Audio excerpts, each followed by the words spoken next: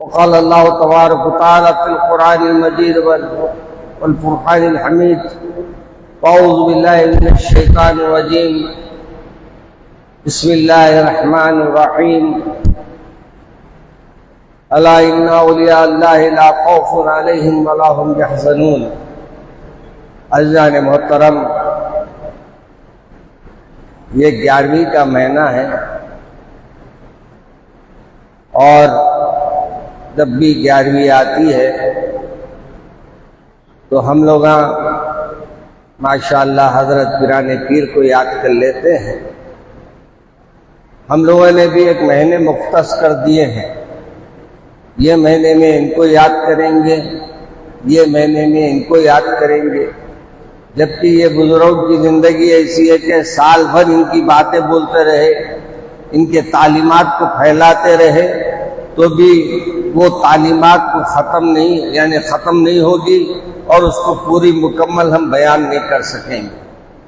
لیکن افسوس یہ ہوتا ہے کہ آج کل ہم لوگوں میں ان کے تعلیمات کو دیکھنا چھوڑ دیا ہے، ان کے عمل کو دیکھنا چھوڑ دیا ہے، اور ان کے وہ چیزیں جو انہوں نے اپنی زندگیوں میں رکھی تھی وہ چیزوں کو ہم نے لوگوں کے سامنے بیان کرنا چھوڑ دیا، بلکہ ہم نے صرف ان کے کرامات کو اور ان کے بیانات کو بیان نہیں کرتے، کمالات اپنے کرامات کو بیان کر لیتے ہیں اور یہ سمجھتے ہیں کہ ہم نے پیران پیر کی محبت کا حق ادا کر دیا۔ حقیقت میں یہ ہے کہ یہ بزرگوں نے جو ہمارے اللہ سے ڈرا ہے اور اللہ سے محبت کی ہے اور اللہ کے احکامات پر اپنے کو چلایا ہے، اور جتنی قربانیاں یہ لوگوں نے دیا ہے اس میں سے ہم کوئی یہ بھی نہیں کہہ سکتے کہ ہمیں چھوٹا سا حصہ ہم نے کیا ہے۔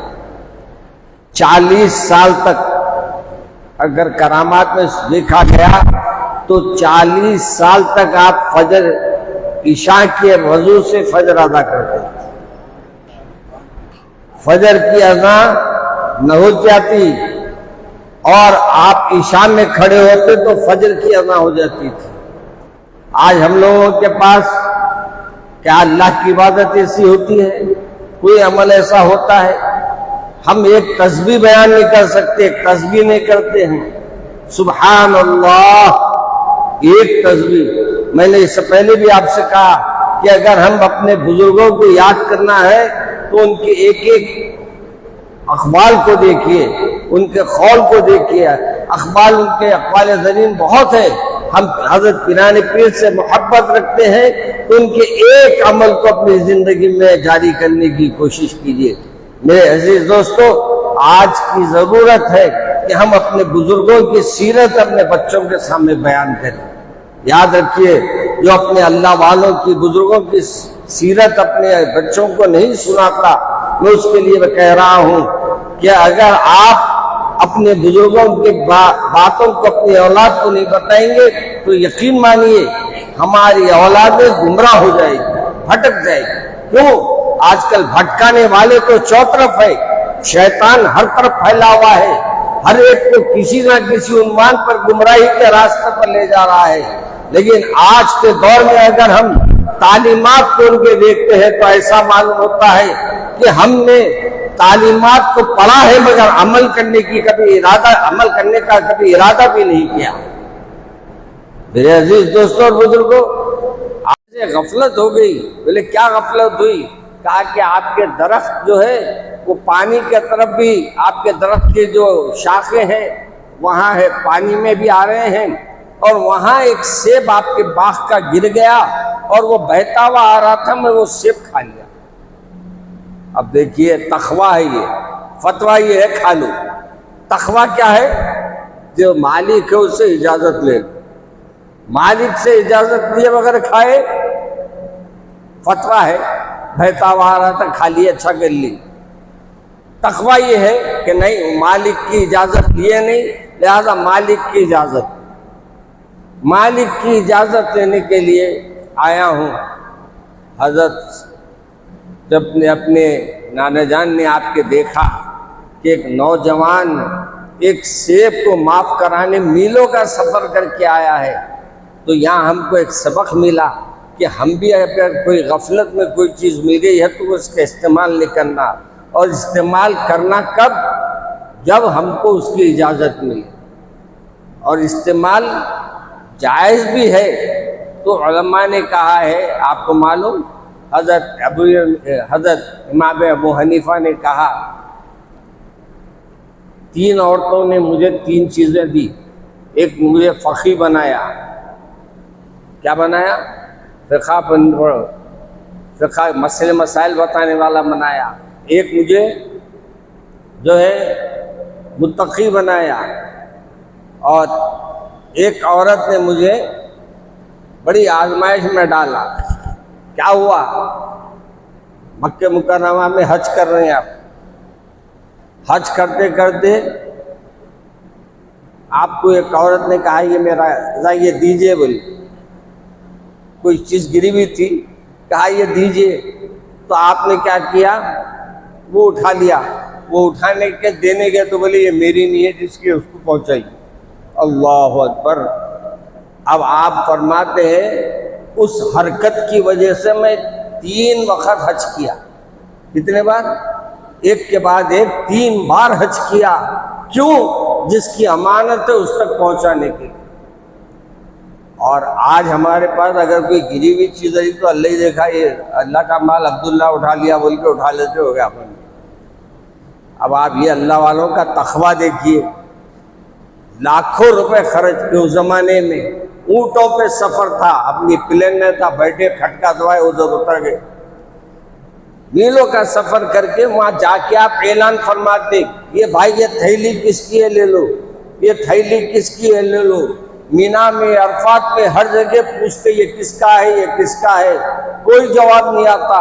آپ پلٹ کے آ جاتے حج کر لے کے، دوسری بار جاتے، دوسری بار بھی آپ ایسے ہی عمل کرتے، 3 بار جانے کے بعد آپ نے اس کو جیسے حکم کے مطابق خیرات کرنا ہے یا بیت المال میں جمع کرانا ہے، آپ نے اس کو استعمال جمع کرا دیا۔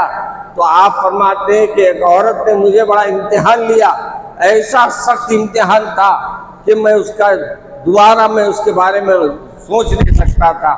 اور فرماتے ہیں ایک عورت نے آ کے مجھ سے کہا کہ ابو حنیفہ یہ مسئلہ تو بتاؤ، تو آپ نے کہا کہ میں تقریر کرتا ہوں، وعظ کرتا ہوں، نصیحتیں کرتا ہوں۔ بولے اتنے بڑے مشہور ہو گئے، ایک مسئلہ نہیں بتا سکتے تم؟ کہ کیا تم مشہور ہے، کہ تم عالم ہے؟ آپ نے کہا اس عورت کے بعد میں نے فقہ کی تعلیم حاصل۔ اور تیسرے بارے میں فرماتے ہیں کہ ایک عورت نے مجھے جو متقی بنایا، اور یہ 2 ہو گئے، اور تیسری عورت نے مجھے بھی متقی بنایا۔ اور فرماتے ہیں کہ ایک عورت نے آ کے کہا کہ مجھے بیٹے کو میٹھا بہت کھاتا ہے، اس کو میٹھے سے روکیے۔ آپ نے کہا کہ 3 دن کے بعد لاؤ۔ بعض لوگ اس کو حضرت پیرانی پیر سے بھی جوڑ دیتے ہیں یہ واقعے کو، وہ اللہ جانتا ہے۔ بعض کتابیں بعض لکھتے ہیں، بعض کتابیں میں بعض کا ذکر ہے، اس لیے ہم یعنی کسی بات میں نصیحت کے لیے بولا جاتا ہے، یہ کسی کو ہم یہ واقعات سے کسی کے بزرگوں کی ہم وہ نہیں کرتے، بلکہ ایک واقعے سے عبرت حاصل ہونا ہے، اس لیے آپ کو بیان کرتے ہیں۔ فرماتے ہیں کہ آپ 3 دن کے بعد آؤ۔ آپ چلے گئے اور وہ بچے کو لے کے اپنے 3 دن کے بعد آئی، آگے کہا کہ حضرت اب تو نصیحت کیجئے۔ آپ نے کہا اچھا بیٹے کل سے آپ آج سے جو ہے میٹھا چھوڑ دیجیے۔ وہ عورت بولی عجیب ہے، آپ پہلے دن ہی اتنا جملہ بول دیتے تو کافی تھا، 3 دن تک میرے کو آپ انتظار کر رہے، کیا ہے کوئی طریقہ ہے؟ اپنے عورتیں تو کیا کیا بول دیتی ہے، آپ کو معلوم ہے نا۔ اب دیکھو ہمارے پاس ایک مسئلہ آ گیا۔ مسئلہ کیا آ گیا؟ کچھ خواتین نماز کو آ رہی، نماز کو آگے بول رہے ہیں بھائی ہمارے پاس جگہ بنائیے۔ اب مسجد میں نہیں، بازو بنانے کا ارادہ ہے، دعا فرمائیے کہ اللہ اس کے لیے انتظامات فرما دے۔ آمین بولو سب جنے بھائی۔ اور آپ لوگوں میں سے دینا ہے وہاں مسجد بازو کا جو حصہ کھلا ہے، وہاں ہم انشاءاللہ مسجد کی توسیع کرنے کا ارادہ ہے، اور وہاں زنانے کا انتظام مسجد کا، نماز کا، اور تراویح میں تو ماشاءاللہ ہمارے اوپر کا حصہ بھی بڑھ جا رہا، اتنی خواتین آ رہے ہیں۔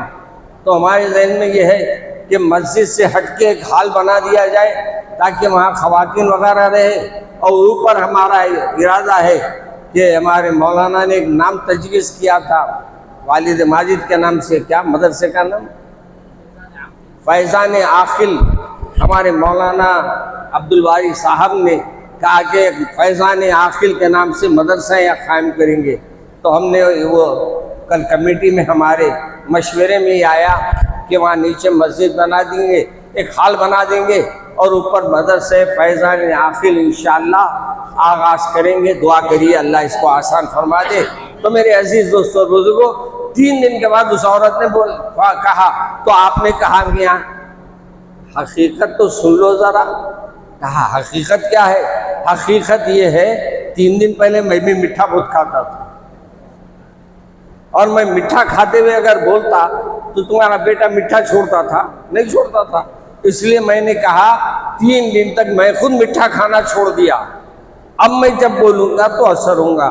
ماشاءاللہ باعمل رہے تو عمل کے لیے بھی دروازے کھل جاتے، باعمل مقرر رہا تو سینوں میں بات اترتی۔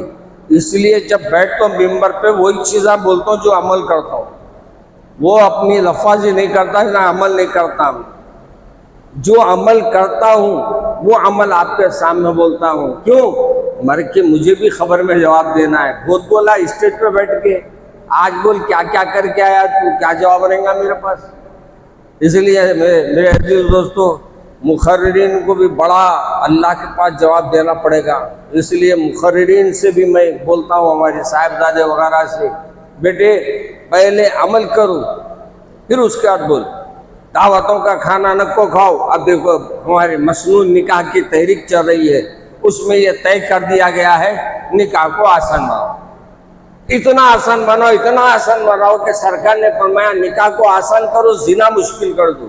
ہم لوگوں نے نکاح کو ہی مشکل کر دیا، اور شام میں تو ماشاءاللہ کوئی واضح کامیاب نہیں ہو رہے، کوئی جلد سے کامیاب نہیں ہو رہے۔ ہاں کامیاب ہو رہے تو شادی خانے ہو رہے، اور وہ شادی خانوں میں جا کے حلال حرام نہیں دیکھتے، کیا کام کرتا دولہا نہیں دیکھتے، کہاں سے پیسہ لایا نہیں دیکھتے، ولیمہ کھینچ کے آگے بولتے واہ کیا بنایا تھا جی، یہ نمک خراب تھا تو تھا مگر بریانی تو اچھی تھی۔ ارے میرے بھائی تو کیا کام کرتا ہے نہیں پوچھا، اور وہ لقمہ جو گیا تیرے پیٹ میں حلال تھا یا حرام تھا وہ بھی نہیں معلوم۔ آج تو اللہ اکبر، اب دل نہیں لگ رہا مولانا نماز میں، لقمہ غلط گیا تو دل کا لگیں گا نماز میں۔ اس لیے ایک لقمہ کھاؤ، ایک روٹی کا ایک حصہ کھاؤ مگر حلال کھاؤ۔ اور دعوتوں میں گئے تو پہلے پوچھ لو بھائی آپ کام کیا کرتے، جوڑے کی رقم کے ساتھ یہ حلوہ پوری بنائے کیا ہے یہ؟ اگر جوڑے کی رقم کے درمیان پیسوں سے آپ یہ ولیمہ کر رہے ہیں تو جائز نہیں ہے۔ بیوی کے بھکاری کو آپ ولیمہ کیا کھاتے بولا؟ مرد کا ولیمہ کھانا، ہیروؤں کا ولیمہ کھا کے کیا کرتے؟ اور دوسری بات نکاح کو آسان کرنا، ہاں نکاح کو یہ نہیں ہے کہ کھانا نہیں دینا، ضیافت کرنے کا حکم ہے۔ اب ضیافت میں 10 ڈشاں رکھ رہے ہیں آپ، میں دل بول رہا میری بیٹی کا معاملہ ہے، جیسی لڑے ہوئی داماد کی آگے بول رہی میں 5 لاکھ کا کھانا کھلایا تھا، لا پیسے لو۔ ارے تو بولا نا اللہ کے واسطے کھلایا ہوں، بیٹی کی خوشی میں کھلایا ہوں۔ بولے وہ بولنے کے بعد آتے مولانا آپ پیسے دو تو شاید۔ آج کل کوئی بھی اتنا نہیں ہے باہر بیٹے کا بیٹی کا سے خرچن کے سے، اس کو 5 بیٹیاں اور ہے، تم کو 5 لاکھ لگایا تو 5 بیٹے کو کہاں سے لگائیں گے اللہ کے؟ اس لیے نکاح کو آسان کرو، اور یاد رکھو حضرت پیران پیر کی والدہ کو اور والد کو آپ کو دیکھنا پڑے گا کہ انہوں نے کس انداز سے زندگی گزاری، تو پھر اللہ کے نیک محبوب ترین بندوں میں اللہ تبارک تعالیٰ آپ کی اولاد کو شامل کرے گا۔ اس لیے آپ کو انشاءاللہ حسامیہ مدل پنجشاہ میں آج 10:30 بجے حضرت پیران پیر کے واقعات کو میں بیان کر رہا ہوں تاکہ لوگوں کو حضرت پیران پیر کے واقعات کا علم ہو سکے، اور اپنے بزرگوں کی سیرت سے یہ واقف ہو سکے تو آپ بھی اپنے اہل و عیال کے ساتھ، اپنے بچوں کے ساتھ حسامیہ منزل پنجے شاہ 10:30 بجے آئیے. 11:30 پونے 12 کو میں چھوڑ دے رہا ہوں 1 گھنٹے کا. اب ولیمہ ہے تو چھوڑ دو، ایک وقت تو پیر کا ذکر سننے آ جاؤ. پیر کے محبت کرنے والے پیر کا ذکر نہیں سنے تو پھر کیسا ہوگا، ہے نا. تو پھر یہاں آج یہ باتوں کے ساتھ ساتھ یہ بھی بیان کر دوں کہ 13 تاریخ کو پلر نمبر 212 پر جو ہے آسان نکاح کے لیے آمہ سامہ رشتوں کا ایک سلسلہ شروع کیا گیا ہے. وہاں جائیے، اپنے بچوں کا پیام بھی دیکھیے، اور غریب بچوں کے لیے کوئی رشتہ کرنا چاہتے ہیں تو ان کے لیے وہاں جا کے آپ آمنے سامنے میں پروگرام میں شریک ہوئیے اور اچھا پیام ڈیسائیڈ کیجیے. میرے عزیز دوستو، آج ہمارے مدرسہ دارالعلوم حیدرآباد کے سفیر آئے ہوئے ہیں. اب میں آپ حضرات سے بولتا ہوں، میں آپ سے تو کچھ لے رہا ہوں، میں لینے کو لے رہا ہوں. آپ لوگوں کا کام ہے ہر کوئی جاتے جاتے کم سے کم 100 روپے دینا، یا کم سے کم 50 روپے دے کے جانا. جائیں گے نہیں جائیں گے؟ ہمارے مدرسے کو چلانے والے آپ ہیں، آپ نہیں چلائیں گے تو اللہ کے رسول کے مہمانوں کا اس مہینے کا خرچہ کیسے چلے گا؟ اس لیے آپ ضرور جاتے جاتے دارالعلوم حیدرآباد کا تعاون فرمائیے. مسجد حاضہ کے ہمارے یہاں اسماعیل ہمارے خادم ہیں اور ان کا نام ہے فاروق صاحب. ان کی اہلیہ کا آنکھ کا آپریشن ہے، وہ بیچارہ یہاں خدمت کر لیتا ہے اور وہ خدمت کرنے کے واسطے ہم اس کو رکھے ہیں. بہت اچھا کام کر لیتا ہے. جاتے ہوئے اس کا بھی تعاون کیجیے اور اس کے لیے بھی مدد کرتے جائیے. اور مولانا رفیق علی اچھا میرے نام پہ مخاطب ہو رہے تو میں اوپر سے پلٹا شروع کر دیا. محمد رفیق علی احمد صاحب صحت کے لیے دعا کیجیے، اللہ ان کو کیئر ہاسپٹل میں شریک ہے، اللہ تمام بیماروں کو شفا عطا فرما. اے اللہ اس وقت مسلمانوں پہ جہاں جہاں ظلم ہو رہا ہے، اے اللہ ان ظالموں سے مسلمانوں کی حفاظت فرما. اے اللہ خصوصاً فلسطین کے لوگوں کی حفاظت فرما.